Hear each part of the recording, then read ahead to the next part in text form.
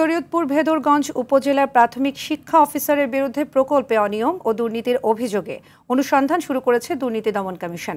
সকালে দুদকের মাদারীপুর সমন্বিত জেলা কার্যালয়ের সহকারী পরিচালক সাইদুর রহমানের নেতৃত্বে এই অভিযান পরিচালনা করা হয়। দুদক কর্মকর্তা জানান, ভেদরগঞ্জ উপজেলা শিক্ষা অফিসারের বিরুদ্ধে জাতীয় নির্বাচনে ভোট কেন্দ্র সংস্কার, মেইনটেন্যান্স, বদলি বাণিজ্য, বাস ব্লক নির্মাণ না করেই টাকা আত্মসাতের অভিযোগ রয়েছে। তদন্তে কয়েকটি প্রকল্পে অনিয়মের সত্যতা পেয়েছে দুদক।